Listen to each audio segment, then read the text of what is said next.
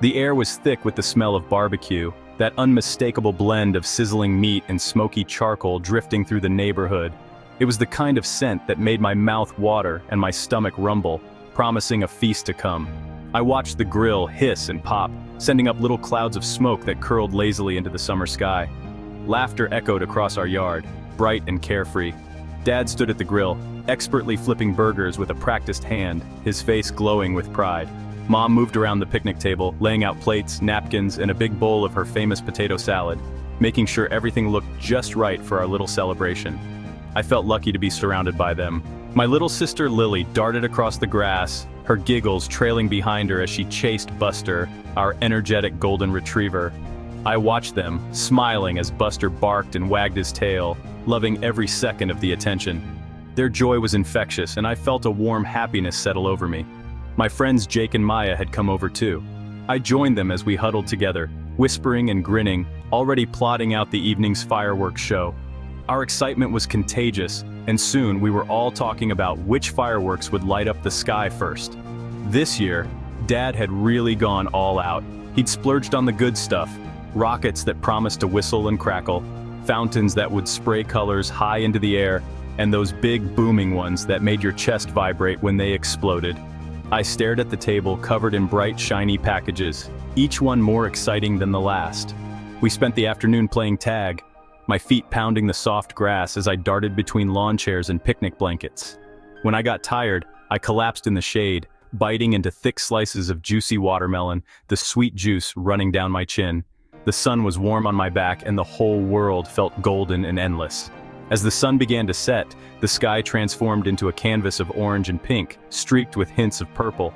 The air buzzed with anticipation, and I found myself talking a little louder, moving a little faster as if the coming night held a secret just for me. Dad brought out a big box labeled Grand Finale and set it down with a flourish. "This'll be the best show ever," he declared, his eyes twinkling. I gathered around with everyone, peering inside, imagining the sky bursting with color and sound. Lily clapped her hands in delight, Buster barked as if he understood the excitement, and for a moment, everything felt absolutely perfect, like nothing could ever go wrong. I wanted to freeze that feeling forever, but as the last rays of sunlight slipped behind the trees, I caught a flicker of movement in the woods behind our house. It was quick, almost hidden in the shadows, but enough to make me pause. I shook my head, telling myself it was just nerves, maybe a deer or a stray cat. Jake tossed me a frisbee and I forced a smile, determined not to let anything spoil the evening for myself or anyone else. The day had been too perfect, too full of laughter and sunshine, for anything bad to happen. I wanted to hold on to that feeling, to believe that nothing could disturb my happiness. Still, a strange chill crept over me, just for a second, a shiver that had nothing to do with the cooling air. It was gone as quickly as it came, leaving me unsettled.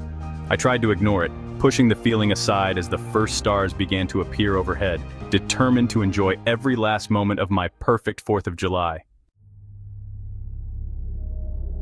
As twilight settled over our quiet neighborhood, the sky painted itself in deep purples and fading gold, and the world seemed to hold its breath for a moment. We circled the fire pit, the warmth of the flames drawing us close together as the air grew cooler and the shadows stretched longer across the grass. Uncle Rick leaned in, his face flickering in the firelight, eyes glinting with mischief and mystery. He always had a way of making even the most ordinary night feel like the start of an adventure.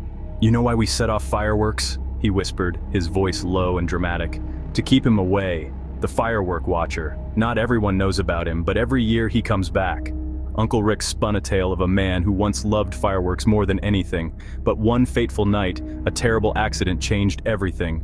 Now, his spirit is drawn to celebrations, lurking in the shadows, watching from the woods whenever families gather and laughter fills the air. "If he sees a family having too much fun, he gets jealous," Uncle Rick continued, his voice barely above a whisper. "Sometimes, he takes a souvenir, something to remember the night by, a hat, a toy, maybe even a sparkler left behind." I found myself inching closer to Mom, my hands gripping tightly, eyes wide and unblinking as I listened. The fire crackled, but I couldn't move.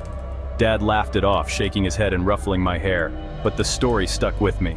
I could tell I wasn't the only one who felt a chill run down their spine.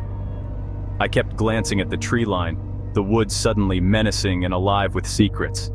Every rustle of leaves sounded like footsteps. Every shadow seemed to move. The party's laughter faded, replaced by the echo of Rick's words. Even the adults grew quieter, their eyes darting toward the darkness beyond the firelight. "He just stands at the edge of the trees and watches," Uncle Rick finished, his voice trailing off as if the firework watcher might be listening.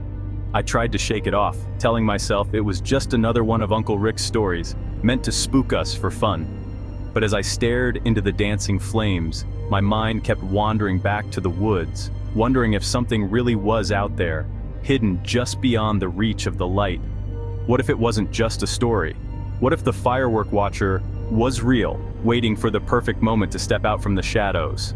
The woods felt darker than ever, the night suddenly full of possibilities, and not all of them friendly.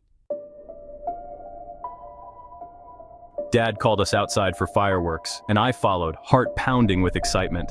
As Dad set up, I saw Mom point to the woods. She asked, "Who's that?"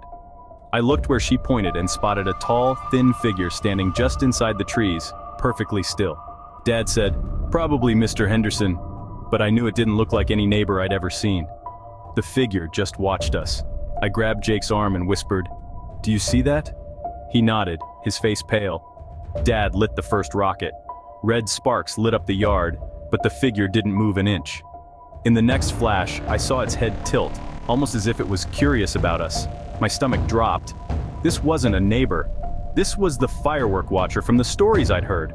My parents cheered, completely unaware of what I was seeing. The figure just waited, silent and patient, never taking its eyes off us. Another firework screamed into the night, and I couldn't look away from the trees. What was it waiting for? I couldn't shake the feeling that it was here for me. As fireworks burst, I noticed the house lights flicker.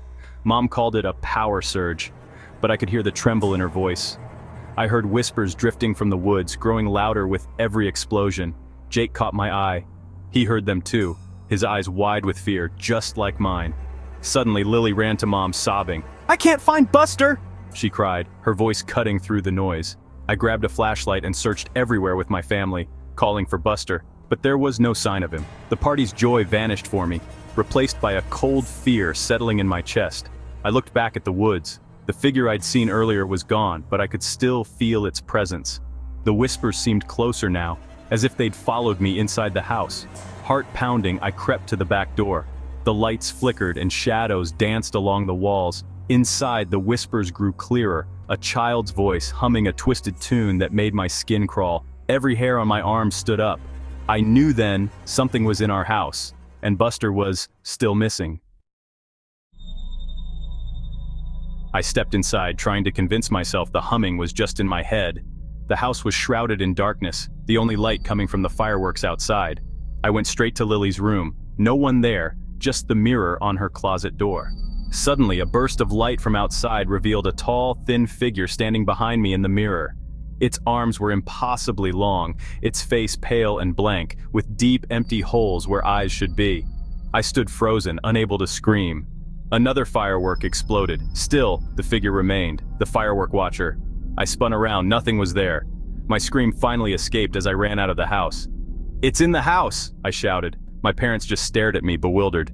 Dad went inside to check. He found nothing, but I knew exactly what I had seen.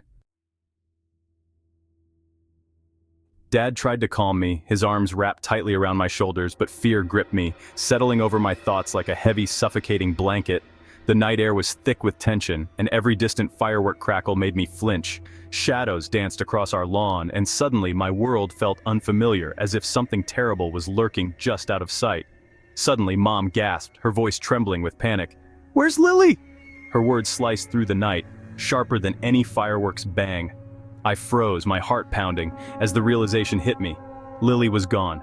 I spotted her sparkler lying abandoned in the grass, its tiny embers fading, a silent witness to her sudden disappearance. The sight of it sent a chill down my spine, as if the world itself had shifted beneath my feet. Panic erupted around me. I joined the frantic search, calling Lily's name over and over, but the booming fireworks drowned out my desperate cries. The night was alive with noise, but none of it was Lily's laughter.